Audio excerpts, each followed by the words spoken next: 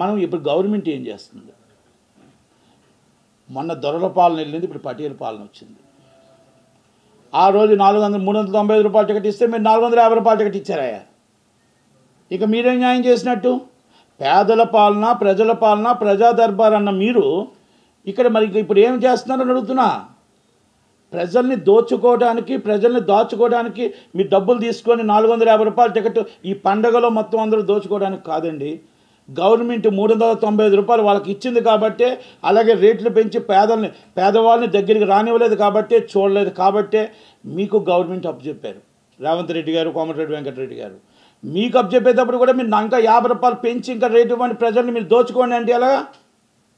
ఇది ఎంత దాకా కరెక్ట్ అండి ఇది? అంటే ఇప్పుడు ఒక పాలన మారుతుంది అంతే. కార్పొరేట్ కంపెనీలకు ఒత్తాసు పలుకుతూనే ఉన్నారు మీరు. చిన్న నిర్మాత బతికేంటి, సినిమాలు ఏంటి, దాంట్లో ఒకవేళ అవ్వకపోతే మీరు కూడా ఇన్వాల్వ్మెంట్ అయ్యి వాళ్ళకి చెప్పండి. తెలంగాణలో ఇద్దరే నడుపుతున్నారు. చిన్న సినిమా నిర్మాతలు దెబ్బ తినేస్తున్నారు, చచ్చిపోతున్నారు. మేము చెప్తున్నాం 2.5 షో మాకు ఇవ్వండి అని. మల్టీప్లెక్స్లు కానీ అన్నీ కూడా మేము అడుగుతున్నాం 20% ఆక్యుపేషన్ ఇవ్వండి అని. కానీ మీరు పిలిపించండి, మేము వచ్చాం, మిమ్మల్ని మర్యాదపూర్వకంగా కలిసాం. కానీ ఏంటంటే గవర్నమెంట్ ఇంక 25 రోజులు అయ్యింది.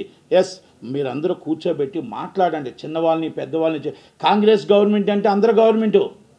కాంగ్రెస్ గవర్నమెంట్ అంటే మాకు న్యాయం జరిగిన గవర్నమెంటు. సినిమా ఫీల్డ్లో, ఇండస్ట్రీలో మాకు న్యాయం జరిగింది. ఈరోజు వీళ్ళిద్దరి వల్ల చాలా ఇబ్బంది. తెలంగాణలో సినిమాలు రిలీజ్ చేసుకునే పరిస్థితులు లేకుండా పోయాయి. మేము ఈరోజు కూడా చెప్తున్నాం, సినిమాలు రిలీజు మీరు అనుమానికి ఎంత ఇస్తున్నారు, దీనికి ఎంత ఇస్తున్నారు చూసి ఇవ్వండి.